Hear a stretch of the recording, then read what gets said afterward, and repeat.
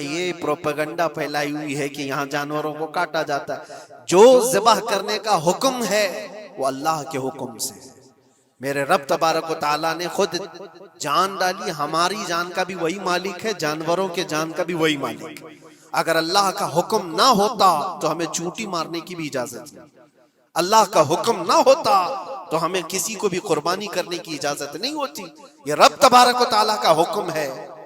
تو ظاہر سی بات ہے ہم اللہ کے بندے ہیں. رب تبارک و تعالیٰ جانوروں کی قربانی کا حکم دیا, اس لیے ہر سال بقرعید میں مسلمان قربانی کرتے ہیں. اگر اللہ چاہے تو اپنے بیٹوں کی قربانی کا بھی حکم دے دے, اور دیا ہے رب تعالیٰ نے, اور وہ بھی کر کے دکھایا سیدنا ابراہیم علیہ السلام. اللہ تبارک و تعالیٰ اگر حکم دے تو کیا تم ایسے مسلمان نہیں ہو؟ مسلمان کا مطلب ہوتا ہے سر جھکانے والا اللہ کے حکم کے آگے. یہ نہیں پوچھے گا کہ کیوں ہے اور کیسے ہے.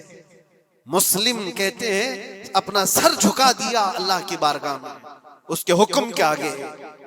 اللہ تبارک و تعالی ہماری جانوں کا مالک ہے. اگر وہ چاہتا تو ہماری قربانی کا حکم دیتا, ہمارے اولاد کا. لیکن رب تبارک و تعالی نے یہ سنت ابراہیمی پر پوری دنیا کو ثواب دینے کے لیے جانوروں کی قربانی کا حکم عطا فرمایا. میرے آقا صلی اللہ تعالی علیہ وسلم کے پاس ایک صحابی حضرت زید بن ارقم آئے اور پوچھا یہ قربانی کیا ہے میرے آقا؟ حضور اکرم صلی اللہ علیہ وسلم نے فرمایا جس جانور کی قربانی کرو گے اس کے ہر بال کے بدلے تمہیں اللہ ایک نیکی عطا فرمائے گا. جتنے اس کے جسم میں بال ہوں گے ہر بال کے بدلے اللہ تمہیں ایک نیکی عطا فرمائے گا. اور حضور اکرم صلی اللہ تعالی علیہ وسلم نے یہ بھی ارشاد فرمایا کہ تم جانور کا انتخاب اچھا کرو, اس لیے کہ کل بروز قیامت پل صراط پر یہ تمہاری سواری بن کر آئے گا, جس پر بیٹھ کر تم جنت میں جا رہے ہوگے. اور لوگ یہ بھی پوچھتے ہیں ہم نے ایک بار قربانی کی ہے تو وہاں سواری کون سی والی آئے گی؟ یہ بھی ملتا ہے روایت میں. تم نے اپنی زندگی میں جو سب سے پہلے قربانی کی ہے اس پر سوار ہوگے, لیکن ہر سال کی قربانی والے جانور بھی سواری بن کر تمہارے ارد گرد آئیں گے, وہ سب ہوں گے. تم انتخاب کرو جس پر سوار ہونا چاہو. اسی لیے قربانی میں عیب والے جانور کی قربانی جائز نہیں. لنگڑا ہو, لولا ہو, کان کٹا ہوا ہو. کیوں جائز نہیں ہے؟ دنیا تو یہ سمجھتی ہے کٹنے والا جانور وہ ہونا چاہیے جو ریجیکٹڈ ہو, جس کو کاٹا جا رہا ہے وہ دنیا میں کام کے لائق نہ ہو, اس کو کاٹنا چاہیے. دنیا کا یہ کانسیپٹ ہے, دنیا کا تصور یہ ہے. لیکن نہیں, اگر کوئی اپنے استعمال کے لیے کاٹ رہا ہوتا تو میں کہتا ہاں ریجیکٹڈ مال کاٹ لو, لیکن ذبح جو ہم کرتے ہیں قربانی میں وہ اپنے لیے نہیں, وہ رب ذوالجلال کے لیے ہے. اسی لیے بندہ یہ دیکھے میں اپنے رب کی حضور کیا پیش کر رہا ہوں. تم اگر کوئی ہدیہ تحفہ خریدنے جاتے ہو اپنے کسی عزت دار شخص کے لیے تو انتخاب سوچ سمجھ کر کے کرتے ہو کہ جس کو میں دینے جا رہا ہوں یہ کتنا ویلیو والا ہونا چاہیے, کتنا عزت والا ہونا چاہیے. اور جو رب تعالیٰ کی بارگاہ میں پیش کر رہے ہو اس کا بھی آپ خیال رکھو. اسی لیے لوگ کام چلانے کی باتیں تو بہت کرتے ہیں. قربانی کے متعلق کچھ باتیں ہیں جو مجھے آج عرض کرنی تھی, اس لیے میں نے آج اس موضوع پر آپ سے خطاب کیا. بہت سارے لوگ طرح طرح کے افواہیں بھی پھیلاتے ہیں. یہ تو ان غیر مسلموں کے اعتراضات کا میں نے جواب دیا. دنیا بھر میں ہمارے اوپر الزام کہ یہ لاکھوں جانوروں کو ایسی ذبح کر دیتے, کاٹ دیتے ہیں. لیکن میرے عزیزو, یہی وہ دنیا ہے جو ایک طرف تو جانوروں کی حمایت اور محبت کی بات کرتی ہے, اور دوسری طرف ان کے بڑے بڑے ملٹی نیشنل کمپنیاں جانوروں کو بے دریغ ذبح کرتے ہیں, قتل کر رہے ہیں, اور کھانے میں بھی استعمال کر رہے ہیں. اور صرف اتنا ہی نہیں, سارے جانوروں کی کھالیں, لیدر کی بیگ, لیدر کے جوتے, لیدر کے بیلٹ, لیدر کی ٹوپیاں, لیدر کے جاکٹ سب بنا کر کے دنیا پہن رہی ہے, اور قیمتی چیزوں میں اس کو شمار کیا جاتا ہے. ان سے کوئی سوال نہیں کرتا کہ یہ سب چیزیں کہاں سے تم لائے, یہ سب چیزیں تم کہاں سے لائے.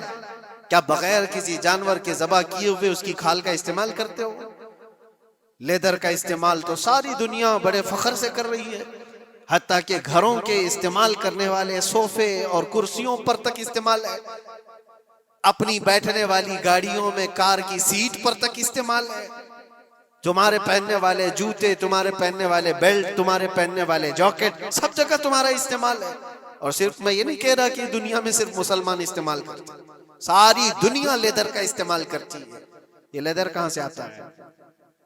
تو یہ دغلا پن، یہ جو ڈبل رول ہے، ڈبل سٹینڈ، ایک طرف حمایت کی بات کرنا اور دوسری طرف بے دریغ ذبح بھی کرنا، یہ سب چیزیں دنیا کو بیوقوف بنانا اور اسلام کے خلاف ایک پروپیگنڈا پھیلانا۔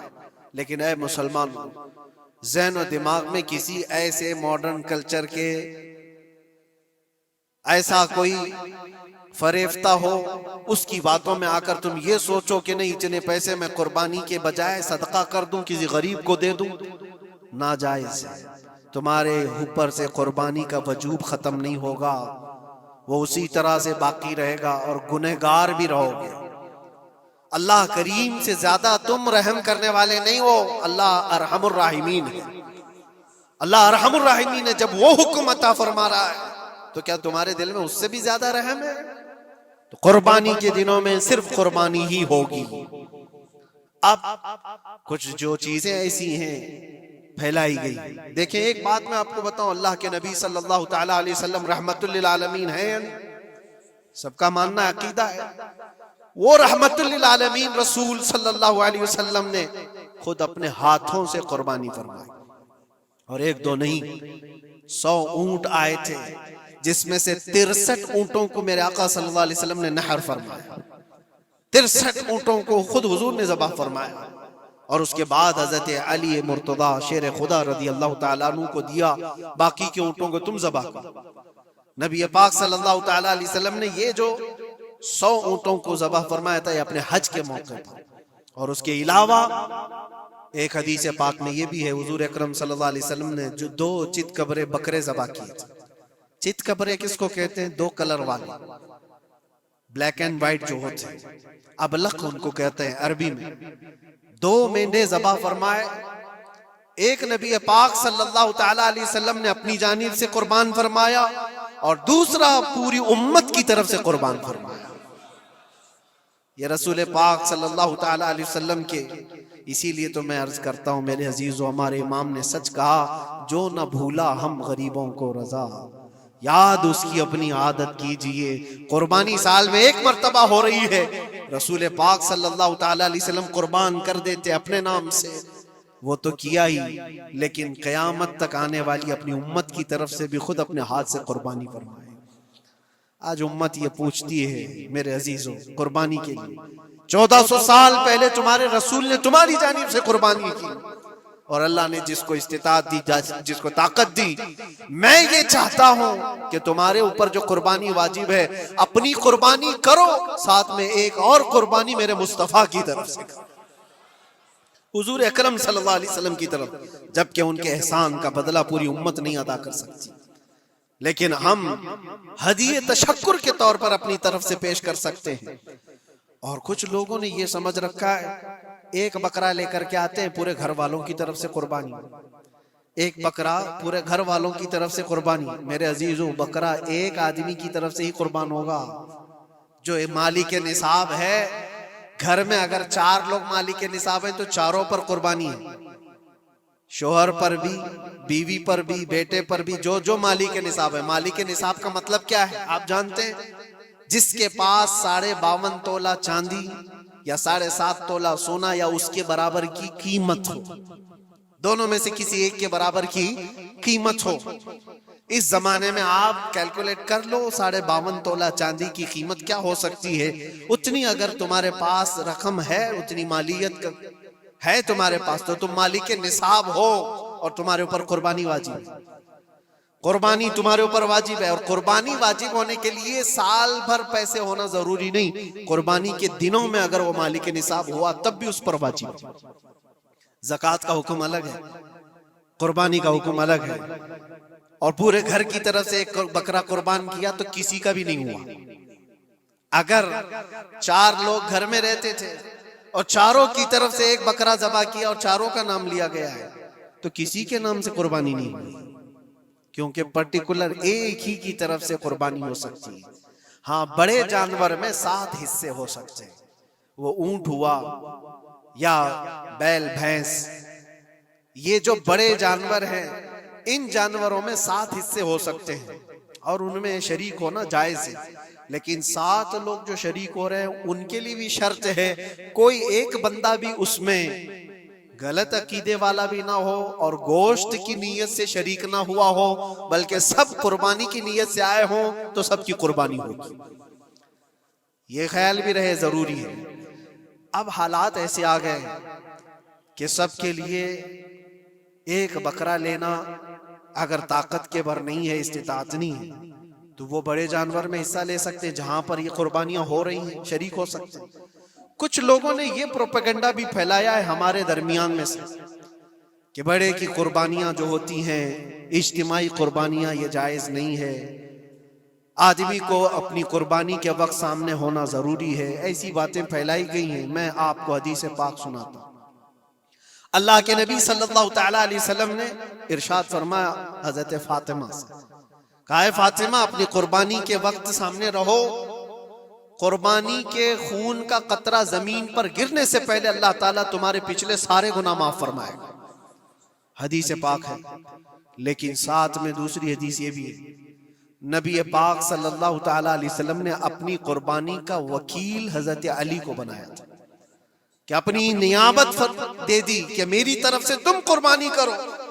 اس طرح سے جو مسلمان استطاعت نہیں رکھتا خود کرنے کی، وہ اپنی جانب سے کسی دوسرے کو وکیل بنا سکتا ہے. شرعاً جائز ہے، کسی کو بھی وکالت دی جا سکتی، نیابت دی جا سکتی ہے میرے طرف سے تم قربانی کرو. جیسے کہ گھر میں کوئی عورت مالک نصاب ہے، اگر یہ حکم ہوتا کہ عورت خود جا کر کے کرے تو کہاں سے کرتی؟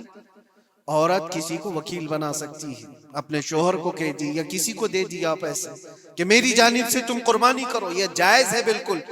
جن لوگوں نے یہ پروپیگنڈا پھیلایا ہے ہمارے درمیان میں کہ قربانیاں نہیں ہوتی، وہ جاہل لوگ ہیں، پڑھے لکھے لوگ نہیں. شرعی مسائل کو جانے بغیر اس طرح کی باتیں عوام الناس میں، عوام المسلمین میں پھیلانا یہ گناہ ہے. ہاں اس بات کو یاد رکھیں، جو وکیل ہے قربانی کا اس کے اوپر ذمہ داری ہے کہ وہ جتنے لوگوں کی قربانی کر رہا ہے جانور شریعت کے مطابق کا لے، عیب دار جانور کی قربانی نہ کرے.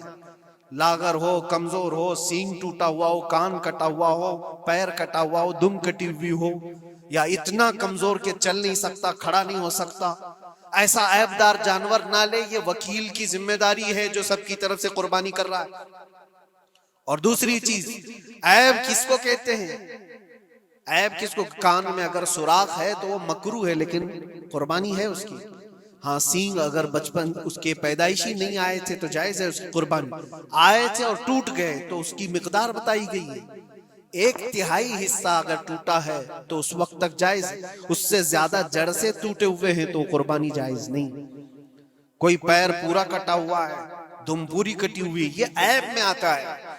عیب دار جانور کی قربانی جائز نہیں. یہ وکیل کرے گا، نہیں کرے گا تو وہ گنہگار ہے. لیکن اس کا مطلب یہ نہیں ہوتا کہ اجتماعی قربانی جائز ہی نہیں، جائز ہی نہیں. ایسی باتیں کیوں پھیلائی جاتی ہیں؟ حدیث پاک میں ملتا ہے کہ نیابت اور دوسرے کو وکالت دینا جائز ہے. اب کچھ لوگ یہ بھی پھیلاتے ہیں کہ قربانی کے جو حصے لیے جاتے ہیں، گوشت دیا جائے تو اس کی قیمت الگ ہوتی ہے، گوشت نہ لو تو اس کی قیمت الگ ہوتی ہے. یہ سب پھیلی ہوئی چیزیں ہیں. اس کا ریزن بھی پتہ کرنا چاہیے. ایسی بغیر علم کے بات کرنے سے 4,000-5,000 روپے کا ایک حصہ آتا ہے اگر شہر میں کوئی بڑا جانور ذبح کرے، کیونکہ مہنگا ملتا ہے بیل. اور باہر جب جا کر کے کوئی ذبح کر رہا ہے تو وہی ایک حصہ 1,500 روپے میں 2,000 میں ہو جاتا ہے. تو کچھ لوگوں کو یہ غلط فہمی پھیلائی جاتی ہے کہ یہ لوگ کرتے ہی نہیں ہیں اور ایسے ہی پیسے وصولتے ہیں. ایسا نہیں. دور دراز کچھ علاقے ایسے ہیں، بنگال ہے، اڑیسہ ہے، اور بھی کئی علاقے بہار کے، جہاں پر بڑے جانور نہایت ہی سستے دام میں ملتے ہیں. بلکہ وہاں پر جانوروں کی قیمت صرف 5,000 6,000 اور 10,000 کے نیچے ہوتی ہے. بڑے جانوروں کی جو ہم نے دیکھے ہیں وہاں جا کر کچھ تنظیمیں قربانی کرتی ہیں، اگر وہ صحیح طریقے سے شریعت کے مطابق جانور لے کر کے کر رہے ہیں تو کوئی حرج نہیں، چاہے وہ 200 روپے حصے میں بھی کرتا ہو کوئی حرج نہیں، قیمت میٹر نہیں کرتی، جانور میٹر کرتا ہے، قیمت چاہے جتنی بھی ہو رہی ہو۔ اس چیز کو آج وضاحت کرنا ضروری تھا، اس لیے میں نے آپ کے سامنے بیان کیا، غلط فہمیوں میں نہ پھیلے، غلط فہمیاں نہ پھیلائیں، خود بھی بچیں۔ ہاں افضل کیا ہے؟ افضل تو یہ ہے کہ اللہ نے تم پر واجب کیا، تم جاؤ اپنے ہاتھ سے کرو، تم جاؤ، کیونکہ حدیث پاک میں ملتا ہے کہ تم اپنے ہاتھ سے قربانی کرو اگر طاقت رکھتے ہو، اس کے خون کا قطرہ گرنے سے پہلے تمہارے پچھلے سارے گناہ اللہ معاف فرمائے گا، یہ افضل ہے۔ یہ ساری باتیں تھیں جو عید قربان سے ریلیٹڈ تھیں۔ اللہ کریم ہم سب کو اس کی رضا کے لیے قربانی کرنے کی توفیق عطا فرمائے۔ لیکن ساتھ میں ایک بات یہ بھی یاد رکھیں، جب بندہ قربان کر رہا ہوتا ہے تو اس کے اندر یہ نیت بھی ہو، جیسے سیدنا ابراہیم علیہ الصلوۃ والتسلیم کو اللہ تعالیٰ نے کیا فرمایا تھا، 4 پرندے لو، ان کو ذبح کرو، ان کے سر اپنے پاس رکھو، ان کا قیمہ بنا کر 4 پہاڑوں پر رکھاؤ، اور پھر ان پرندوں کا نام لے کر کے بلاؤ، وہ زندہ ہو کر کے آ جائیں گے۔ کیونکہ ابراہیم علیہ السلام نے اللہ سے پوچھا تھا کہ اللہ تم مرنے کے بعد لوگوں کو زندہ کیسے کرتا ہے، میں دیکھنا چاہتا ہوں۔ تو رب تعالیٰ ان کو پریکٹیکل دکھانا چاہ رہا تھا کہ جاؤ ٹھیک ہے، ذبح کرو 4 پرندے اور ان کا قیمہ بنا دو، سر ان کے اپنے پاس رکھ لینا، اور ان کا قیمہ 4 پہاڑوں پر رکھ کر آؤ، اور پھر آ کر ان سروں کے پاس کھڑے ہو کر ان پرندوں کے نام لے کر بلاؤ، وہ آ جائیں گے۔ ابراہیم علیہ السلام نے اسی کیا، 4 پرندے لیے تھے۔ کیا کیا لیے تھے آپ کو میں بتاؤں، ایک مرغا تھا، ایک کوا تھا، ایک کبوتر تھا، اور ایک مور تھا۔ پرندوں کے نام یاد رکھ لیں، کوا ہے، مرغا ہے، کبوتر ہے اور مور ہے۔ چاروں کو ذبح کیا، ان کے سر اپنے پاس رکھے اور جسم کے سب قیمہ بنا دیا، اور 4 جگہ پر مکس کر کے ان کو رکھا ہے۔ پھر آ کر یہاں کھڑے ہوئے اور پکارا ان پرندوں کا نام لے کر، اللہ کے حکم سے آ جاؤ۔ وہ قیمہ ہوا میں اڑا، جسم بنا، اور ویسی بغیر سر کے اڑتا ہوا آیا اور اپنے اپنے سر سے جڑ کر کے وہ زندہ پرندہ ہو گیا۔ قرآن پاک میں یہ ہے موجود، 3 پارے میں رب تبارک و تعالیٰ نے فرمایا، وَإِذْ قَالَ إِبْرَاهِيمُ رَبِّ أَرِنِي كَيْفَ تُحْيِي الْمَوْتَى قَالَ أَوَلَمْ تُؤْمِنْ قَالَ بَلَىٰ قَالَ وَلَٰكِنْ لِيَطْمَئِنَّ قَلْبِي قَالَ فَخُذْ 4 مِنَ الطَّيْرِ فَصُرْهُنَّ إِلَيْكَ ثُمَّ اجْعَلْ عَلَىٰ كُلِّ جَبَلٍ مِّنْهُنَّ جُزْءًا ثُمَّ ادْعُهُنَّ يَأْتِينَكَ سَعْيًا وَاعْلَمْ أَنَّ اللَّهَ عَزِيزٌ حَكِيمٌ۔ یہ اللہ تبارک تعالیٰ نے پورا قرآن میں فرمایا کہ ابراہیم علیہ السلام نے یہ جو کیا۔ اب سنیے، سبع سنابل شریف میں میر عبد الواحد بلگرامی رحمۃ اللہ علیہ لکھتے ہیں کہ 4 پرندوں کا جو انتخاب ہوا تھا نا، 4 پرندے جو چنے گئے تھے، کون سے تھے؟ کوا، مرغا، کبوتر، مور۔ اصل میں جو ہے ان کی ہر ایک کی ایک ایک خاصیت ہے۔ کوا لالچی بہت ہوتا ہے، کوا لالچی بہت ہوتا ہے۔ مرغا اس کے اندر شہوت بہت زیادہ ہے، عورت کی خواہش، مرغے کے اندر خواہش شہوت زیادہ ہوتی ہے، اور کبوتر کے اندر دوستی کرنے کی عادت زیادہ ہوتی ہے، جلدی دوستی کرتا ہے، اور مور کے اندر دکھاوے کی عادت زیادہ ہوتی ہے، اپنی خوبصورتی کا اظہار بار بار کرتا ہے۔ تو یہ 4 چیزیں ان کے اندر ہیں، یہ 4 پرندوں کے اندر۔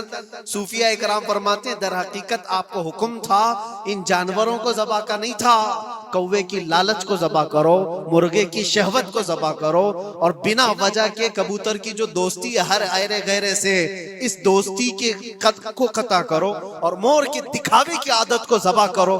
یہ 4 بری عادتوں کو ذبح کرو تو اللہ کی قدرت کے مشاہدے دیکھنے ملیں گے۔ در حقیقت وہاں پر صوفیہ اکرام میں فرماتے ہیں، اور یہی بات ہے کہ شیطان کو جب کنکریاں مارنے کے لیے حجاج جاتے ہیں، وہ تو ایک پلر ہے جس کو کنکریاں مارتے ہیں، وہاں ایک پلر ہے، اس پلر کو کنکریاں مار کر کے آتے ہیں۔ لیکن میرے عزیزو، تصور یہ ہونی چاہیے زندگی بھر جو شیطان مجھے بہکاتا ہے میں اس کو کنکریاں مار رہا ہوں۔ اگر تمہاری نیت صالح ہوئی اور کنکری لگ گئی تو یقیناً زندگی بھر شیطان کی شرارتوں سے محفوظ ہو جاؤ۔ تم نے اپنے شیطان کو زخمی کر دیا، اسی لیے جس کا حج قبول ہو جاتا ہے اس کی کنکری وہاں سے اٹھا لی جاتی، ورنہ تو 40 لاکھ لوگ 70 کنکریاں مار کر کے آئیں تو پہاڑ بن جانا چاہیے، لیکن کوئی پہاڑ نہیں ہوتا وہاں کنکریوں کا، جا کر دیکھیں، نہ ہی اس کو اٹھایا جا رہا ہے۔ لیکن حدیث پاک میں جس حاجی کا حج قبول ہوتا ہے اس کی کنکریاں اٹھا لی جاتی ہیں، وہ شیطان کو لگ چکی ہے، تو نیت کا دار و مدار ہے۔ اسی لیے سب سے پہلے میں نے آیت یہی پڑھی، رب تعالیٰ فرماتا ہے لَن يَنَالَ اللَّهَ لُحُومُهَا وَلَا دِمَاؤُهَا وَلَكِنْ يَنَالُهُ التَّقْوَى مِنْكُمْ، ہرگز تمہارا گوشت، تمہارا بہایا و خون اللہ تک نہیں پہنچتا، بلکہ اس کے پیچھے جو تمہاری خالص نیت ہے، جو تقوی ہے، وہ اللہ تک پہنچتا ہے۔ قربانیوں میں یہ نیت کرو کہ رب تبارک و تعالیٰ میں اپنی ساری خواہشات کو ذبح کر رہا ہوں، مولا مجھے بری خواہشات سے زندگی بھر محفوظ فرما دے۔ وآخر دعوانا ان الحمدللہ رب العالمین۔ السلام علیکم۔